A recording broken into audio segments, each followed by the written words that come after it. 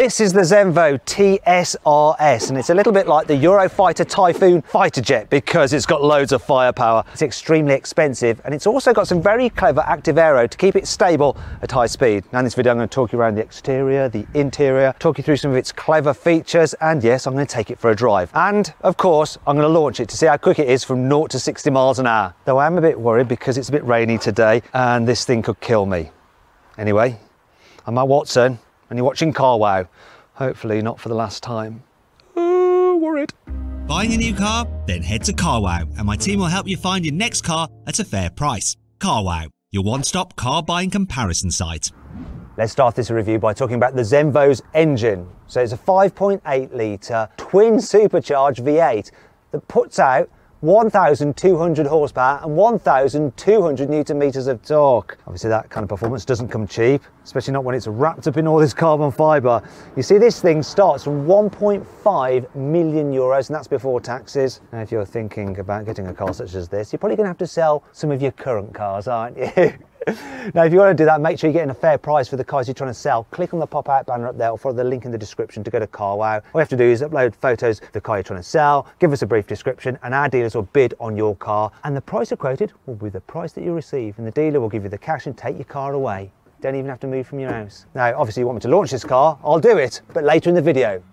One of the key features of the Zenvo-TSR-S is its design. So it's not only designed to look mean, but its looks serve a purpose because there's so much aero going on. You've got this huge front splitter there, and this big intake there sends the air in there, and then it exits here over the bonnet, and it helps push the nose down for downforce and added grip when you're going very, very quickly, which obviously this car can. Here at the side, there's even more aero going on, and none of the vents are fake. So these vents here are part of smoothing the airflow over the wheels. These vents here release high pressure from the wheel arches. Got these huge side skirts, which you've got to be careful not to tread on, otherwise that could be very expensive. These vents here feed air into the intercoolers. This vent here helps feed air into the engine bay, cool the engine, and the scoop on the roof feeds air direct into the engine intake for maximum power. The other things to note at the side are the wheels. 20 at the front, 21 at the rear. You've got centre locking nuts as well, so you can take the wheels off quickly and put them back on again when on a track. Speaking of being on a track, you've got Michelin Pilot Sport Cup 2 R tyres. Brilliant on a circuit, probably not so good on a road when it's damp and slippery like today. Here at the back, you've got these holes here, so you can check how much tread is left on your tyres. Only joking, that is to relieve pressure in the rear wheel arches. You've also got this massive rear diffuser and a flat underfloor for improved aero. Then there's this huge wing. Now I'm going to give you a bit more information on this later, but it can provide 325 kilos of downforce. Now that does affect this car's top speed. You see, you can get a more GT version of this Zenvo. It's called the TS1, and it has a top speed of 240 miles an hour, whereas this track-focused TSR-S, its top speed is 202 miles an hour. Obviously, with a car that can do over 200 miles an hour, you're going to need some pretty good brakes. So you've got carbon ceramics all round as standard. And the people who make these carbon ceramic discs also make them for Koenigsegg and the Aston Martin Valkyrie. They're really good brakes. So you've got 395mm discs up front, you've got 380mm at the back, and both front and back are gripped by 6 piston calipers. Now I'm going to do a brake test from 60 miles an hour, see how long it takes to stop. All emergencies stop. Now. How long did it take to stop? 33 metres. It's all right. To be fair, again, tyres aren't working well for this. Here on the inside, the TSR-S is made mainly out of carbon fibre, coupled with a bit of Alcantara, and this squidgy material you might find on running shoes. Seats, oh my gosh, these seats. Carbon fibre bucket seats are absolutely glorious. You have 5-point harnesses if you're on track, but thankfully there's also, look, normal seat belts. Handy if you're on the road. Now, wherever you look, you will not find any switches that would be in any other car. You know, it's all bespoke for this. Zenvo has made it all in-house themselves, such as the air vents, the air conditioning system, the gear selector, the window switches, the indicator stalks, the carbon fibre paddles, the steering wheel. Absolutely nuts. Driving position is great. I love it. What's not so great though is rearward visibility. It's like being in a van. Thankfully you do have a rear view mirror that uses a camera feed from the back so you can see behind you. Oh, I want to show you this, look. Come on. Look at the key. I like the key. I also like the digital driver's display. Once again, all the graphics on there are their own. The only thing that isn't their own is this. You might recognise that. That's an iPad Pro, and it runs their own infotainment system there, so you can play your Spotify and stuff like that through the car stereo. Clever. I don't know why more manufacturers don't just do that. It's like simple, really. So what's also simple, the amount of storage, because there's not much. Basically got this bit here and that bit there, and that's your lot. Thankfully, there is some storage here under the bonnet, so you could fit some bags if you want to go on holiday in this car. Though the front boot isn't quite as big as on a McLaren 765 LT, and if you want to see my full in-depth video review of that car, click on the pop-out button up there or follow the link in the description. Anyway, that brings me on to 5 annoying things about this Zenvo. For a minimalist hypercar that has lots of carbon fibre bodywork, it's a little bit on the heavy side. It weighs over 1.4 tonnes. Now, part of the reason for that is that rather than having a carbon tub, it has a monocoque aluminium and steel chassis. In fact, the chassis actually dates back almost 10 years. The next one will have a carbon tub, but this one doesn't. This car has a single clutch, 7-speed robotised manual gearbox, a little bit like in a Lamborghini Aventador, which is a bit old-fashioned compared to the very latest dual clutch systems.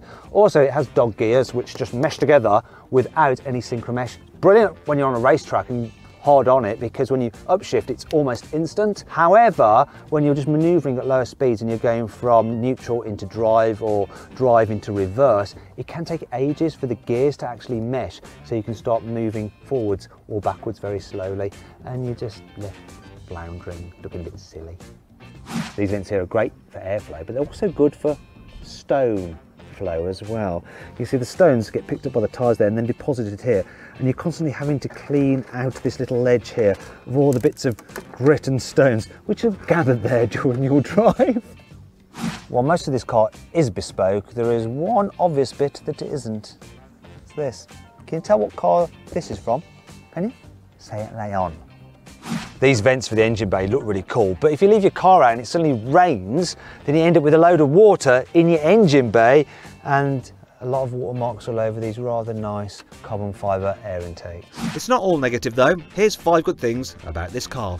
This massive rear wing is mounted to these 2 hydraulic rams, and it can act as an air brake like you get with other hypercars. So you stamp on the brake and it'll do that to slow you down, but also when you're turning, it acts like an aerofoil. So if you turn to the right, it'll actually bend the wing the opposite direction to push down the side of the car, which would normally be leaning up. And then if you do it the other way, if you turn to the left, it'll do it to the opposite side. And then you can make it dance around all over the place to like show off to your friends. It's kind of like some flight simulator, isn't it? It's nuts.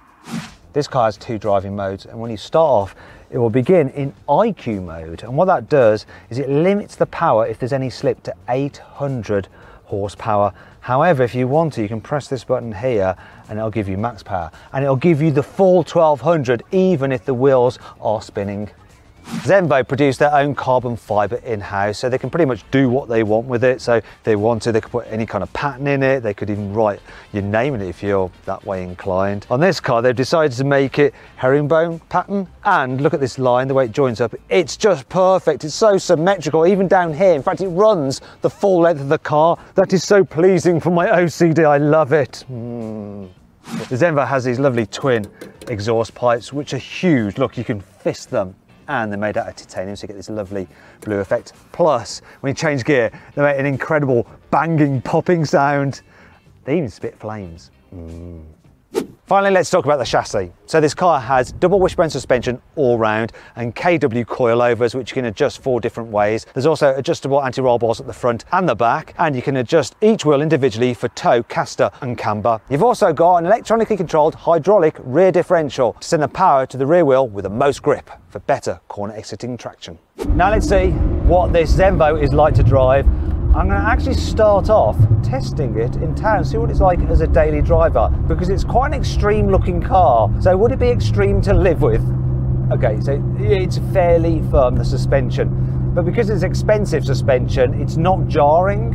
So it does just round the edges off of the bumps, but you do feel all the bumps. But it's not massively uncomfortable. The seats are actually really nice. The steering is light and easy. It's a wide car though, and being a left-hand drive, I'm having to be careful not to be too far over the white line. So I've got to get a bit more into the gutter when there's a lorry coming like that. Now, if you need to make a manoeuvre, let's see what it's like. Can I do a U-turn in it? Has it got a decent turning circle? Okay, come on, can we make it round? Not sure I'm going to make it round, and visibility is a little bit tricky, but come on, don't curb these wheels, they are very expensive. I can't do that. Ah, there's a truck! Don't, you daft woman! Oh no! Now I've got to get into reverse, you've got to wait for it to engage reverse. Come on, oh, there we go. Much panicking, there we are. So turning circle is quite a lot. Oh, and the gearbox, there we go. Got to wait for it to engage. It's the problem with the dog gearbox. Great when you're on track and you want instant changes, but when you're manoeuvring, it's a bit more of a faff. You have to be a bit patient. The view out the front of this car is actually all right because you've got quite a low bonnet and quite a low dash, so you get a good view forward. The rear view mirrors are pretty decent as well. It's just when you're looking at junctions like that, you can't see past that part, so it's that part behind me. You could daily drive it. You probably won't, but you can easily drive it to a track day, no problem at all. Anyway, enough of this nonsense. Let's go on a twisty road, see what it's like. Oh, the steering is responsive. Yes, it's got hydraulic power steering. Good old hydraulic power steering. So you do feel connected to the front wheels. Interesting thing about this engine is that because it's supercharged and not turbocharged, you don't have a sudden wallop of power, it just builds. So it's actually easy to just drive sedately if you want to, such as when you get caught behind a blooming Hyundai i10. Yay! I'm in my £1 million hypercar, and this is the reality of driving in the UK. They're actually going well below the speed limit. Be patient, people. You have to be patient, I think, if you've got a hypercar. Unless you get up at the crack of dawn when there's no other traffic about, you're always going to end up in this situation. Come on, that's it. Don't worry, your car won't fall over. It looks like it might, but it won't.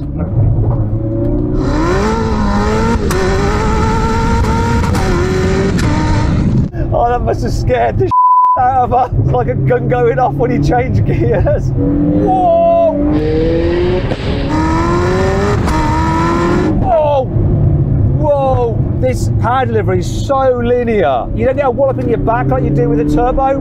It just builds and then whoo, you've got to stay brave. Whoa! It's snaking all over the place. Whoa! Do you know what? It sort of reminds me of a Lotus Exige, but times 10. It's just like nuts. The way you sit in it as well, low. But it's got a really low nose and a low dash, so you get a great view forward. When you're actually on it and changing gears, the gearbox, it's quick. It's just when you're manoeuvring. Can it be sedate on the motorway? I don't know. There we go. Let's get into 7th gear, top gear. It's not too bad. I mean, I'm having to talk up a bit so you can hear me, because obviously there's not much in the way of soundproofing in this car. But for just tooting on the motorway, it's actually quite nice. Do you know what's really nice? The brakes are lovely. You can really just judge the amount of stopping power. If you buy this car, you can actually spec it with Pilot Sport 4S's, and I think I would probably go for those tyres unless you're just track daying it every time, because they'll just make it more usable every day. Now I'm going to launch this Zenvo. It's supposed to do 0-16 2.9 seconds. I'm not sure I'm going to manage that because I'm on cold Michelin Pilot Sport Cup 2R tyres and it's a greasy road. I hope I don't bin it, I'm a bit nervous. Let's try anyway. I'm not going to use launch control because that's just going to spin up the tyres. I'm going to try and modulate the power as best as I can. If I can do it in under 4.5 seconds, I'll be surprised. Here we go. I'm going to just feed the power in.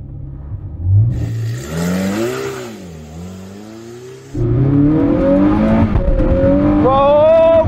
Oh! I mean that... I short shifted, it was spinning up its wheels, it was a bit of a mess really, and I still did 0-60 in just over 4.5 seconds. I'd love to try it with warm tyres on a decent bit of road. I reckon it could do 2.9, I reckon it can, but no chance today in my hands. But I'm going to give it one more go.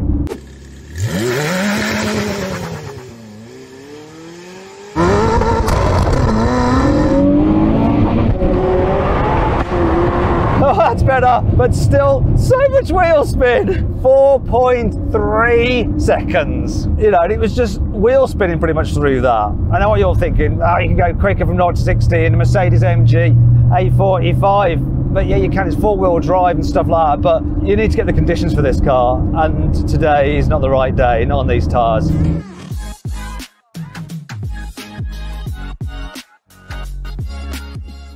So then, what's my final verdict on this Zenvo? Should you avoid it? Should you consider it? Should you shortlist it? Or should you just go right ahead and buy it? Well, I reckon if you're a multimillionaire who wants something a bit unique, you should consider this TSR-S. You see, it's mad looking and it's an extremely rare sight. Only 15 of these will ever be made. However, you really do need ideal conditions to fully exploit its full performance. I hope you'll enjoy